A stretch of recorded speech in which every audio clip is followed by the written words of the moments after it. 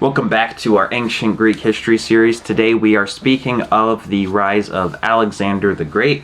He was a very influential figure that influenced the geography and structures for centuries to come. And so for starters, we have to take a step back and understand where he came from, and that is the land of Macedonia.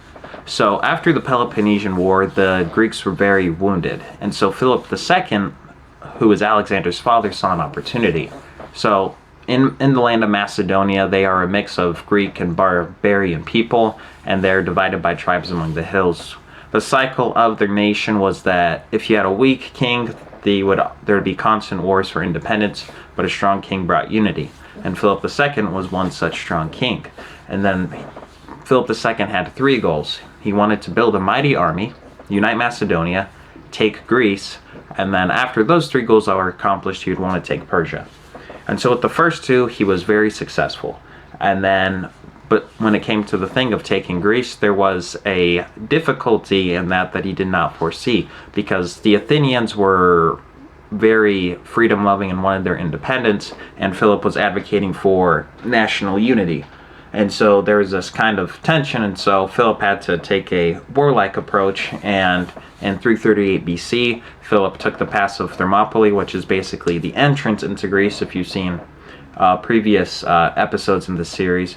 And then after that, there was a final stand between Philip II of Macedonia and his army, and then Athens and Thebes. And then they ultimately lost, and Philip II took control of ancient Greece. The Athenians he treated with more mercy, but the Thebes he cruelly punished.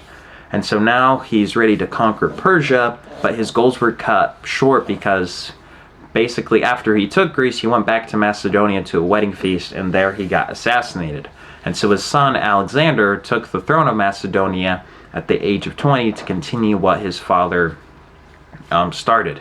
But a little bit about Alexander. With his childhood, his father was constantly away at war, and then his mom was named Queen Olympias, who is basically a member of what is called the Molossian royal house, who claimed their ancestor is Achilles, which gave Alexander a thought that he had some divine origin in him and gave him a lot of power or drive to be one of the greatest people in history.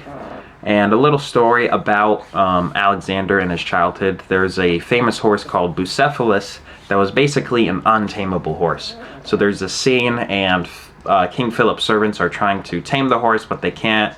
And Alexander basically scoffs at them and says, that's a piece of cake, you guys suck at your job. And then Philip II saw the pride and what he conceived to be arrogance in his son. He's like, how about you try? And then Alexander's like, fine, no big deal. If I don't tame the horse, then I'll pay the price for the horse, basically. That was the bet.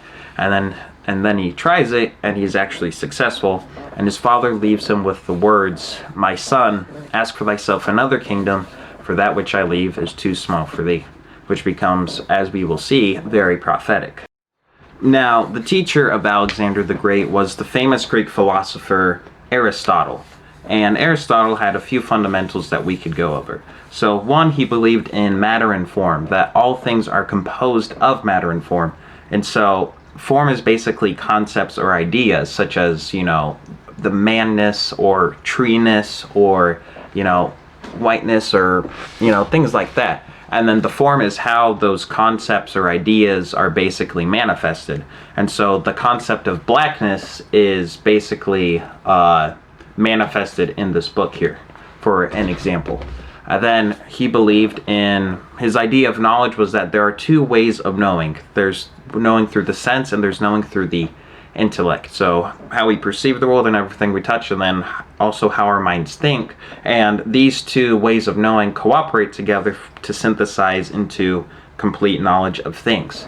And his view of the body is different from Plato's. He believed that the body and soul are equal parts of man and are just as important as each other, whereas Plato believed that the body is a trap for a man. So Aristotle disagreed with that, and then Aristotle did a lot of work in systematizing different subjects like logic, aesthetics, zoology, politics, and all sorts of stuff like that. And then Aristotle would be a fundamental figure in influencing medieval theology, first through St. Augustine, then through St. Thomas Aquinas. And so basically, Alexander the Great had one of the greatest teachers of all time as his teacher. And so that's a little bit about the childhood and the rise of Alexander the Great.